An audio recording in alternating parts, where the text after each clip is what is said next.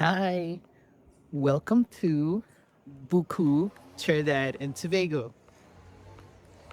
I'm going to take a little quick walk to the beach just to show off and also just to update everybody of how things are going here in Trinidad and Tobago. If this is your first time joining me, I just moved here to Trinidad and Tobago from Washington, D.C., and I've been here for about 3 weeks. It's been wonderful. I love every bit of it. And hopefully I'll continue to love every bit of it. So I'm still suffering from a cold because I didn't get much sleep. It was a lot of work and a lot of sleepless nights. And whenever that happens, I catch a cold and keep it for like 3 weeks. So I've been having this cold for like 3 weeks now. And, but I'm slowly but surely getting better. And so the stress of it was I've moved before, only once by myself, but it's kind of difficult moving by yourself to a different country that you have to fly to. So imagine I didn't even bring a lot of stuff. I didn't move a whole household. I barely moved a room, but it's extremely expensive because things have to be shipped by boat. And then there's restrictions, then, me on the plane. And so I did three things. I brought some things with me, and then I had hired a company that will send your luggage before you get there. It's mostly for like vacationers, like so that you don't have to carry all the luggage. So I hired one of those companies for two big suitcases. And the thing about that is it is expensive. It's more expensive than what you would pay if you paid for the carry-on luggage. I mean the checked-in luggage. But of course, it's convenient. And then I found out the last minute that I couldn't include any electronics or liquids. And I was like, had it all packed up, ready to go. And then I read the fine print, no electronics or liquids, and they'll take your stuff out or they'll reject it or whatever. So I had to repack. And I was also sending a large shipment that included my mattress and some furniture items and some art, things like that, just personal items, but things that are too big to bring on a plane. So, altogether, then if you've never moved abroad, the whole thing about customs and how you have to have that cleared through customs and it can take some time and it also costs money. So, I shipped as few things as I could get away with, and the rest of it I'll go back for probably in June. So, I made it here. The first week I spent, I think, 4 or 5 days in Trinidad with Giselle. It was her birthday and she wanted to celebrate her birthday in Trinidad. So that's what we did. And then we came to Tobago, and this little town of Buku, it's a fishing village. And I feel so fortunate to have been able to even find this place because we had a temporary apartment in Lowlands that I didn't like it. And she didn't like the landlord. Together we did like it. And we ended up having to leave early. And I was just in the car riding around in the passenger seat playing on my phone, and I came across this house, and the price was decent. The rent was decent. So I was like, let's go check this out. So we go check it out, and it's nice. I mean, the thing about here in Tobago, and maybe probably everywhere else in the world besides the United States, nothing is going to be like the United States, and I understand that. So, I mean, the house has some quirky things about it, but it's not deal breakers. But the best thing about the house is this village called Buku, and it's a fishing village. And if you can imagine, I always used to fantasize about stuff like this, being able to live here at the beach again and to live in a fishing village. I mean, that was like a fantasy.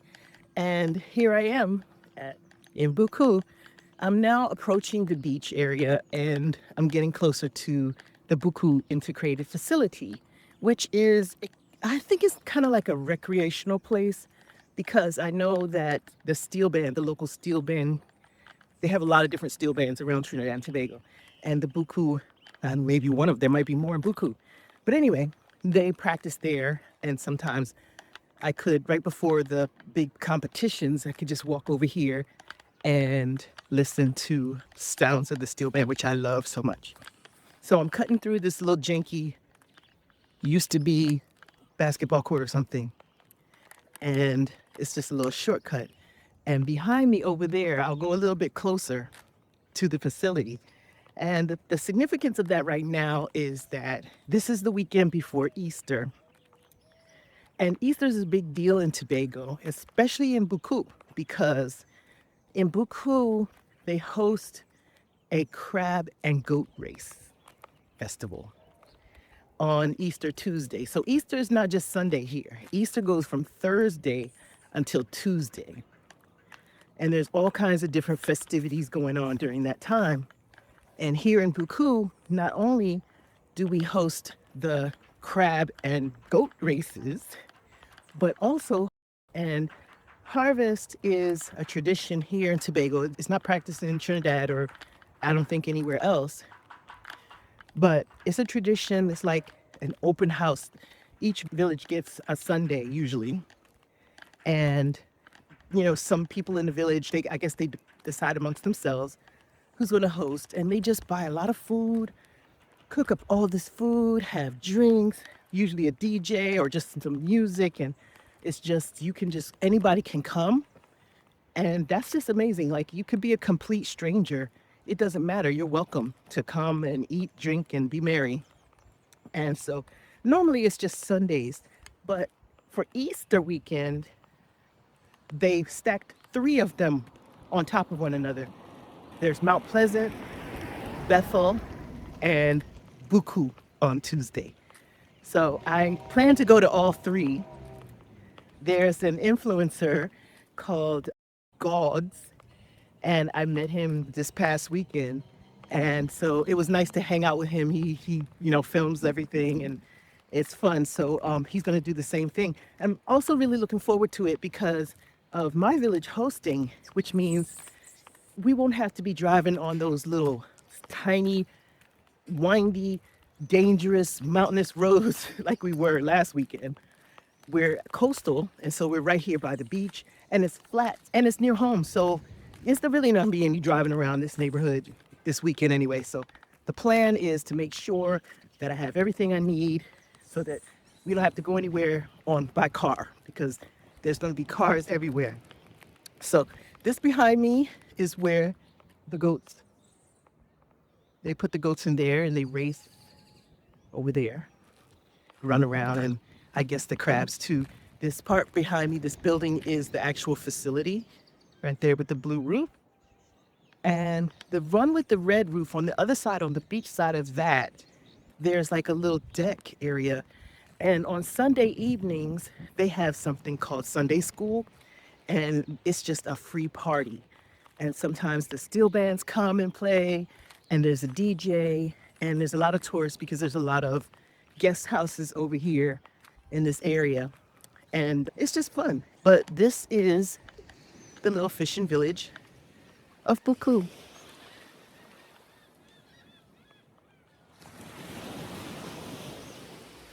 It's like one of the most beautiful places you could imagine. And we're on the western side of the island, so we catch the sunsets. Oh my gosh, the sunsets are so gorgeous.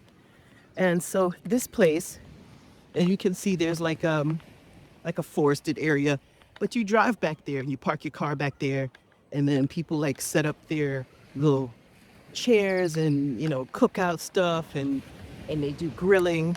And because it's a holiday weekend, well, this was also a holiday weekend, so next weekend is Easter, but this weekend yesterday was Monday, and Monday was Baptist Day. So one of the things I love about Trinidad and Tobago is that they honor everyone, like we celebrate Eid, celebrate Diwali, to celebrate Nowruz. Well, Nowruz is not a national holiday though, but the others, they actually have the day off. They're national holidays. So how cool is that? I mean, my disappointment with the United States is that we were supposed to be the melting pot, but we ain't do nothing but I don't know what. But this kind of feels more like it. And so it's a 3-day weekend, and that's why there's that huge bouncy pool over there. that somebody set up, and I guess they charge the entrance fees to get in. But yeah, so I'm really happy to be here. It's very relaxing. Yesterday we did a little impromptu walk through the rainforest to a small waterfall. And that was amazing because I think I might have been in the rainforest once before, but it's different when you're not in there with a whole crowd of tourists. You're just there with one other person and you can just listen to all the different sounds in there. And I truly now understand how people say that nature is a naturally calming and a spiritual experience because it really is. You just don't have time to think about all kinds of other things. Well, first of all, you got to think about where you're walking because you're in the jungle. And in my case, I didn't have my hiking boots at all. My hiking shoes, I just had on flip-flops. So we didn't go very far in because I really just wasn't prepared. But I was just curious. And some of the most beautiful plants I have ever seen in my life, like plants that we would go and purchase house plants, is what, they have just growing wild in the, in the jungle. And then the other thing I did this past weekend was to go to a bird sanctuary and I got to play around with some hummingbirds. Now, hummingbirds are my favorite. In fact, I just got this tattoo before I left DC, and it is honeysuckle and hummingbirds, two hummingbirds. So that shows you my love for hummingbirds. But I'm also happy to be here because I wanted to leave the US because of, things with political climate. And I consider it more than just a political climate. It is a complete transformation into something that I have never seen before. And it's taken all the worst of America and just amplified it. So, the things that are going on right now, this is like the time that the last regime of this person, I wanted to leave. And I was just sitting there like, gosh, I wish I could just leave the country. And here I am. And the key to all of this, I'm telling you all this about my living here and my experiences, but I did not have a carefully curated plan to move here. This happens because I was facing a divorce, and unexpectedly, I've been married for 30 years, and I didn't expect it. I thought that I was just going to be married until I die. So I had no plans. And then on top of that, this horrible regime out here, that terrorizes brown-skinned people, and I just couldn't sit with it. I couldn't really deal with it. And I know a lot of other people feel the same way. It's hard on your mental health when you're just constantly under attack. Even if it's not you personally, it's all around you. For example, in my office, somebody was snatched right outside by ICE, and it affected me, even though, and the thing is, it doesn't matter if you're a citizen or not. It could just happen to anyone. So I just wanted to leave. I was feeling stressed out and I wanted to leave, and I didn't actually know that I could. And then I also didn't know that I could ever live in this particular country, which is my favorite country. I came here in 2020 for Carnival, and I had a blast. I had the time of my life. And I thought to myself that this country has the potential to be my favorite country in the world, but I just wanted to see it when it was a carnival. And I got that opportunity back in 2024. I came in November. I met Giselle online, and in July, he said 2023, July. And then I came in November of 2023. And it's been great. I mean, I didn't know that it was possible, but I thought that the Caribbean was so expensive, and it is really. But this country is not cheap, but the cost of living is definitely less expensive than DC. And so with getting a divorce, I was faced with possibly having to live on one salary, and I just passed the six-figure benchmark. And I was like, damn, we could have been living large, and now I'm going to be on my own. And I'm sorry, six figures ain't shit in DC. You're still going to be like borderline poverty. And, going from a house, I lived in a townhouse on Capitol Hill in a really nice neighborhood with, all kinds of grocery stores and farmers market, historic farmers market, and, things that I love. Everything that I needed, I could just walk to, metro station, everything. and I had a backyard with a whole garden in it. I started gardening in 2020 also because when I came back from Carnival, that's when COVID struck. And my bestie brought her garden box over to my house because she was moving from a house to an apartment at that time. And she was going to help me with the garden, but because of COVID, I didn't see much of her at all. So it was just me and I had to wing it, but I started to love it. And then this is part of that whole nature thing where gardening gave me peace. If things were stressful or whatever, gardening, you can't really stress while you're gardening. You have to pay attention. You have to look at the plants to see, are there pests eating the plants? Do you need to spray it with something? Do you need to prune, the tomato plant? Do you need to move it? Is it getting enough sun? Oh, it's like, I realize it's like gardening seems like you need a PhD to do it. I got to give props to farmers because there's a whole lot you have to know to grow plants that you can eventually eat the fruits of. So the gardening was a big deal. I didn't want to move to a condo or an apartment building where I didn't have access to outdoor space that's only mine. I didn't want to, a balcony is okay, but even there with the amount of money that I make, I wouldn't even probably be able to afford a place with a balcony. I would just be in one of those closed buildings and the best you can do is open the window and that's it. And maybe there's a little piece of grass outside the door, but that would have been fine in my 20s or 30s, but I feel like I'm 56 now and I just felt like I worked all this time in my life and I deserve better. And so that's when I started thinking. I was just lying in bed one day and I was like, well, what if I just left the country? Because my daughter's grown. She's on her own. She's living life, doing well. And there's no reason why I have to stay here. So, I had to think of a few things like, how am I going to live? And that's the other thing. I always thought that people who got to move out of the country either were like ex-military, veterans with a salary coming that way, or people who just made a whole lot of money and they saved a lot of money. But the realization for me was that the retirement that I had, I was a late bloomer. And so the retirement amount of money that I had would never be enough to actually retire on. However, it is enough to give me a head start in a foreign country with the businesses that I already had that actually weren't really succeeding. But that's just because I couldn't do it full time. I was always trying to do it a little bit on the weekends and a little bit in the middle of the day, and it just wasn't working. So I decided to bet on myself. These businesses are going to succeed. I have no excuse why they shouldn't, and I have enough money to last me at least 2 years, even if nothing happened. But I can't just blow through that money because then at the end I'll just have to go. And then that's just it. If I fail, what do I do? It costs more to live in DC than it does here. So how do I even manage that? I don't know. But I just decided to leave that job. And the truth is, for the first time, I actually liked my job. I felt like it was a career.